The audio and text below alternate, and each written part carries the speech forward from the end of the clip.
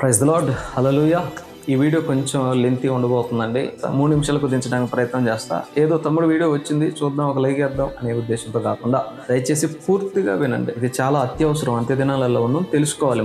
మనందరం ఏ చర్చలకు వెళ్ళినా, ఏ డినామినేషన్స్కి వెళ్ళినా కానీ మనందరికి ప్రామాణికం ఏంటిదండి? పరిశుద్ధ గ్రంథం. సో దాని నుంచి మాట్లాడుకుందాం. నేను ఒకళ్ళకంటే ఎక్కువని కాదు, నేను అవతలని విమర్శిస్తున్నాను కూడా కాదు. యోధా పత్రిక 1వ అధ్యాయం 11వ వచనంలో ఏముంటుందండి? బహుమానం పొందవలెనని బిలాము నడిచిన తప్పు త్రోవలో ఆతురముగా పరిగెత్తిరి. ఇక్కడ 2 రకాల మనుషుల గురించి మాట్లాడుకుందాం. ఒకటి, సేవకులు ఉంటారు కొంతమంది. 2, విశ్వాసులు ఉంటారు కొంతమంది. ఈ కొంతమంది సేవకులు ఎలాగ పరిగెడతారో తెలుసా? ఎక్కడ పరిగెడతారో తెలుసా? ఇతర సంఘస్థుల దగ్గర పరిగెడతా ఉంటారు. వాళ్ళ సంఘస్థుల దగ్గరగా ఆ చర్చికి రావచ్చుగా, మాకు సపోర్ట్ చేయొచ్చుగా, అక్కడ పరిగెడతా ఉంటారు. ఇంకా అంధ విశ్వాసులు కొంతమంది ఎక్కడ పరిగెడతా ఉంటారో తెలుసా? వీళ్ళ పేరే తెలియని అయ్యగారి దగ్గరకు పరిగెడతా ఉంటారు. వీళ్ళ బాప్తిసం ఒక దగ్గర, వీళ్ళ రక్షణ ఒక దగ్గర. మీరు ఎక్కడైతే ఆత్మీయంగా బలపడుతున్నారో మంచిదే, కాదనట్లే. అపోస్తలుల బోధ ఉందో చూసుకో. అపోస్తలుల బోధ ఎప్పుడు కూడా ఈ అనదు. వద్దన్న నీకు ఇస్తా ఉంటది. అని మనం ఏం చేస్తాం తెలుసా? ఆ సేవకుడు ఫోటో ఏ సైజులో ఉంటుందో ఆ సైజులో QR కోడ్ ఉండే సేవకుల దగ్గరకు మనం వెళ్తా ఉంటాం. కానీ అపోస్తలుల బోధ ఉన్న దగ్గరకు మనం వెళ్ళమండి. అంత్యదినంలోనంట ప్రజలు వారి చెవులకి వినసొంపుగా ఉండే వాటి దగ్గరికి వెళ్తారంట. కానీ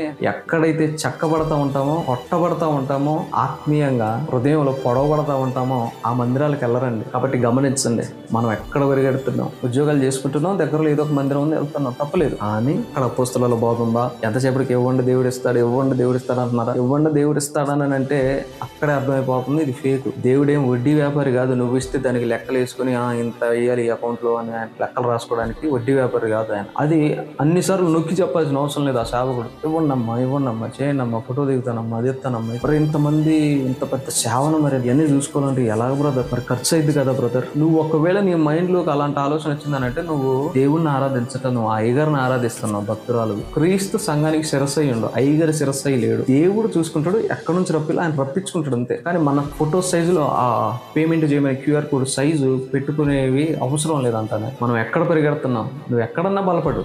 అపోస్తలుల బోధ ఉంది అక్కడ. మనం ఎక్కడైతే బాప్తిసం తీసుకుంటామో అక్కడ మన వారితో సమాధానం కలిగి ఉంటాం. కానీ బయటకు వచ్చి మాత్రం ఎక్కడో ఏదో భక్తి చేస్తూ ఉంటామండి, ఏదో నిరూపించుకోవాలని. నీ ఆత్మీయ తండ్రితో సమాధానపడు. నీ ఆత్మీయ తండ్రితో ఉండి సమాధానపడి భక్తిలో ముందుకెళ్ళు. నేను కూర్చోబెట్టి చల్లగా నిమురుతూ జోలపాట్లు పాడేటువంటి బోధలకు వెళ్ళావనుకో, ఆయనతో పాటు నువ్వు కూడా ఎడవబడతావు. జాగ్రత్త. స్పృహ కలిగి భక్తి చేద్దాం. దేవుడు అటు కృప మనందరికీ దయచేయగాక.